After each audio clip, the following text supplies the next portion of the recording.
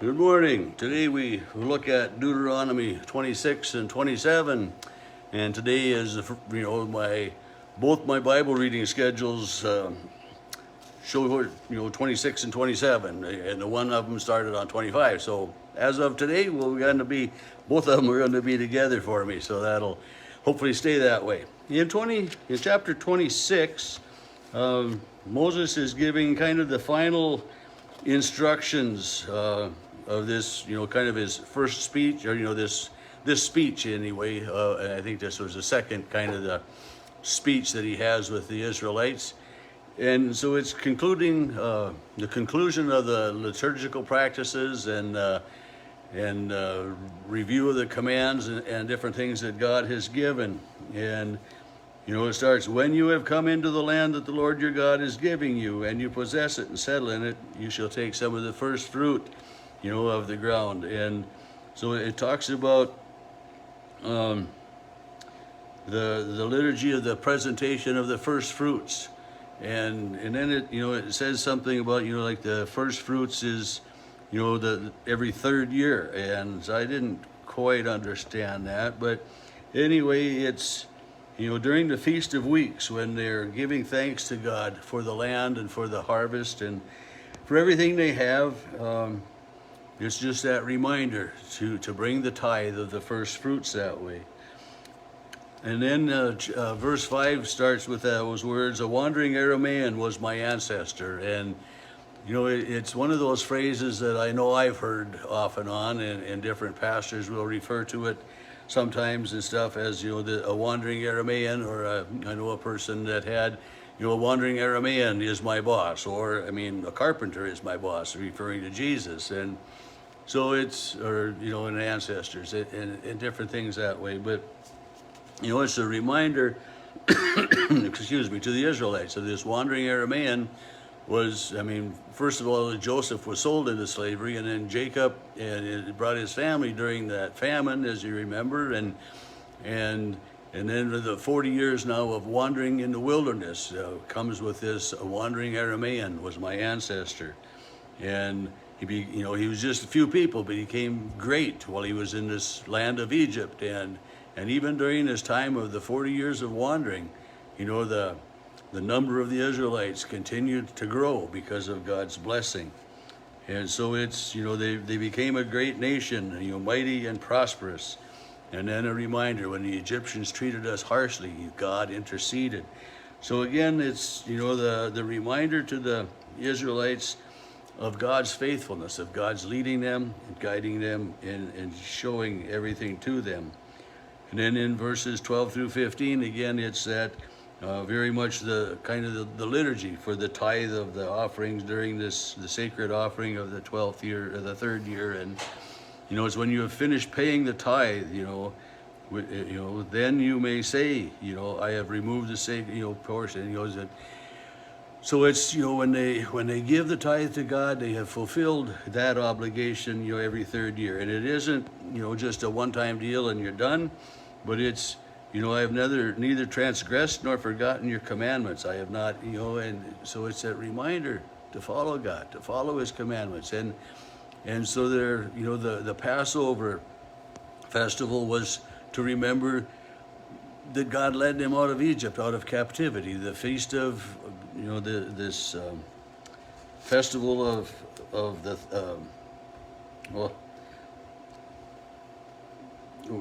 weeks, the Feast of Weeks was a reminder of God's bountiful blessings, through the land and the harvest and everything, and a reminder of taking care, and of the offering. The offering was to go to the Levites, and then the Levites, administered care to the poor. And in Micah 6, verse 8, the question is, or here's verse 8 of Micah 6. He has told you, O mortal, what is good. And what does the Lord require of you? And maybe some of you know this verse, maybe, but it's to do justice, to love kindness, and to walk humbly with God. And those were words that Jimmy Carter used during his inauguration. you know, and Jimmy Carter is known as a person very faithful to God, a very, you know, very faithful to his religion, and so for him to use these words, you know, what is required of you to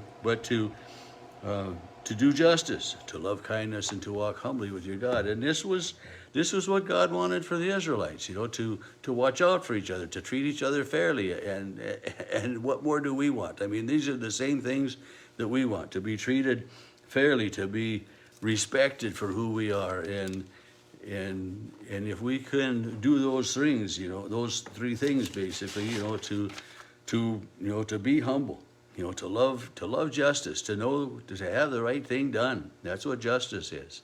And to be merciful, to be welcoming, to, you know, not look at somebody and say, well, you know, he's a blah, blah, blah, you know, but to have this mercy and have this attitude of, you know, acceptance. I mean, this is so important.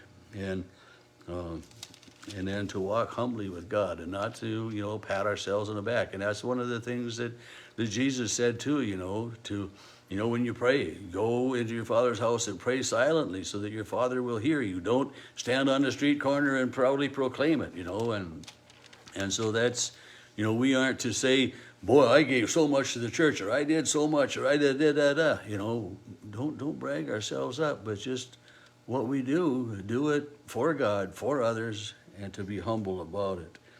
And then verse 16 again is 16 through 19 are the conclusion of this speech that, you know, I don't remember which chapter it started in, but 26 is kind of the end of this part anyway, and it's a reminder. This very day the Lord is commanding you to observe all of the statutes and ordinances. Observe them diligently with your heart and with all of your soul, you know, and this is, you know, when that young man asked Jesus, what is the greatest commandment? You know, and Jesus says, what does the scripture say? Love the Lord your God with all your heart, with all your soul, with all your mind, and all your strength, you know, and so here it is, you know, to love God that way and to love our neighbors as ourselves. So it's, you know, to observe diligently with heart and soul the commandments that God gives to us, not just to say, well, I'll do that on Sunday. No, it's to live every day that way, and to remember every day that God is good. And verse 18, today the Lord has obtained your agreement to be his treasured people as he promised, and he set his command upon you. And God has taken you to be his people as well. Just that reminder that, you know, God has taken you to be his people. Moses speaking to the Israelites, and those are God's words to us today as well. And then chapter 27 starts out kind of, you know, it's a different deal for when the people are in the land of how they are to be, and, you know, keep the entire commandment. Again, that reminder. On the day you cross the Jordan that the Lord your God is giving you, set up large stones and cover them with plaster. Some versions of the read to whitewash them, but it's to make an altar, a specific altar, and then to write on them the words of the law that you have crossed over. So this altar has the 10 Commandments written on it, and a lot of altars in our churches, you know, the wooden altars will, you know, they will have something written on the front of them, you know, a Bible verse, a command from God, you know, and I can't think specifically right now of what is on a couple of the ones in churches I've served, but, you know, they're the reminders there of God's love, of God's grace, of God's commandments and stuff. So here on this altar, they were to inscribe the words that the law God had given to them. And again, the reminder that the Lord your God is giving you a land flowing with milk and honey.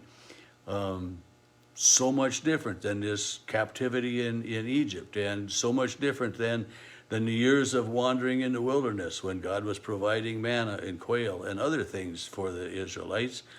But here now they were going to be living in this land that would have a bountiful harvest, that there would be, you know, flowing with milk and honey, you know, the luxury item, maybe not so much luxury items, but, you know, the items that they cherished, that they wanted, that they, you know, and so God is saying to them, I will provide sustenance for you.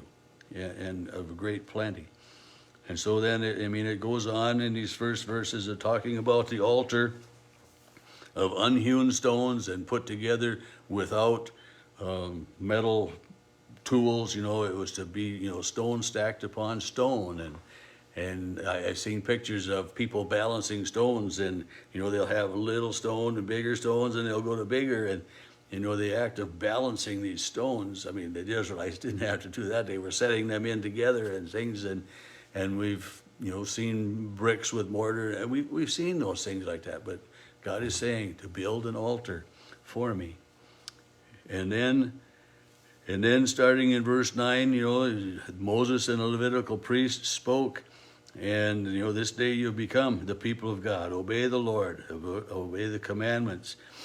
And then they are to have people for blessings and curses. And, so six are named as for blessings. When you have crossed over the Jordan, verse 12, these shall stand on Mount Gerizim for the blessing of the people. And it lists them. And these shall stand on the mountain for the curse. And then the rest of the chapter is, cursed is anyone who does this and does that and doesn't follow the laws. So it's a reminder that when we don't follow God's laws, we are cursed. The promise of God in Jesus Christ is that when we break those promises, when we break those laws, we are forgiven in Jesus Christ our Lord. And that's the greatest blessing that we have.